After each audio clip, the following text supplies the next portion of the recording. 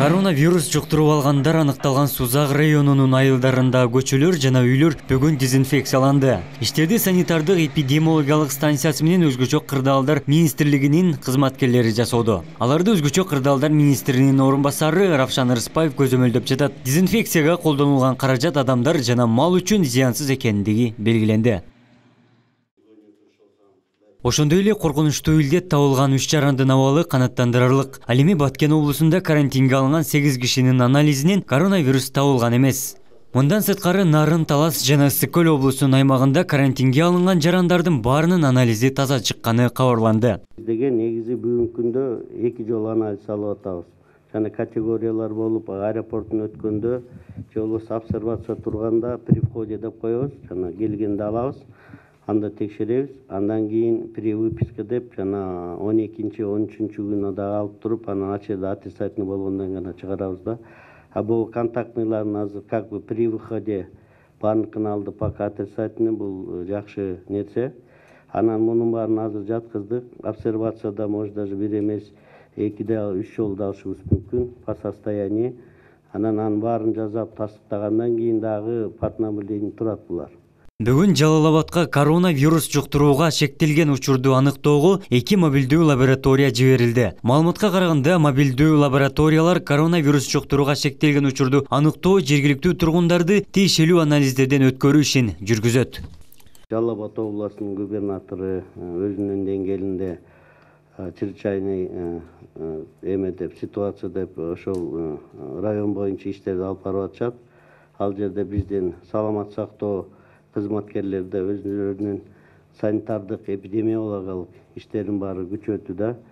Андан тышкары ошол келген адамдардын негизи жана 3 киши кандай кишилер менен жолугушкан контактный лицо деген баарын аныкталып, ошолор менен көзөмөл кылып ишти алып барып жатышат.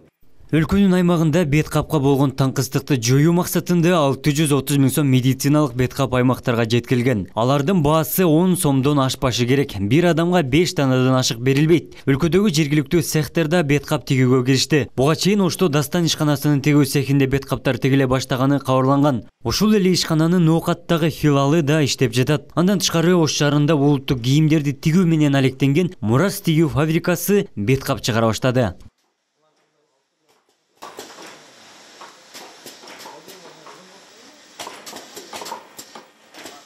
Бүгүндөн баштап бул бет каптар бул жактагы Бишкектеги фарм компаниялар менен келишимдерди түзүп, биринчи партияларын таратып башташ керек. Менин оюмча толук кандуу эртеңки күндөн баштап мындай туруктуу аптекаларга бул бет каптар коюлуп баштайт. Вот, кроме этого, сегодня с понедельника начал работать наш местное производство. Дүйшөмбү күндөн баштап аймактагы жергиликтүү цехтер бет кап тигүүнү баштаган. Ошол эле учурда компаниялардын бири менен келишим түзүп, 500 000 бет кап үчүн келишим түзүлгөн. Ал эми Ош шаарында бет кап өндүргөн ишканаларыбыз иштеп жатат. Алар бир гана түштүк аймагын эмес, республика боюнча бет капка болгон таңкычтыкты жоюуда аракет жасап жатат. Мындай кадамдар менен биз өлкөнүн бардык жарандарын бет кап менен камсыз кылуунун аракетин көрүп жатабыз. Выпускает многоразовые маски. Билим берүү министрлиги өлкөдөгү эпидемиологиялык абалга байланыштуу мектепке чейинки билим берүү мекемелеринин ишин токтотуу жөнүндө чечим кабыл алды. Эртең 20 марттан тартып Кыргызстандагы бардык бала бакчалар жабылат. Буга чейин жогорку окуу жайлар жана мектептер 3,5 жумага карантинге жабылган болчу. Эртеңден баштап бардык бакчаларда дезинфекциялоо иштери жүргүзүлөт. Бул дагы ошол кайсы мөөнөткө экени эми буйруктар билинет, ого чейин бакчалардын бар жогу жабылат. Ошто 40 бала бакча бар. Мамлекеттик 25, азыр 26 болуп калды. Жеке менчик бала бакча бар, бардыгы менчик түрүнө карабастан жабылат.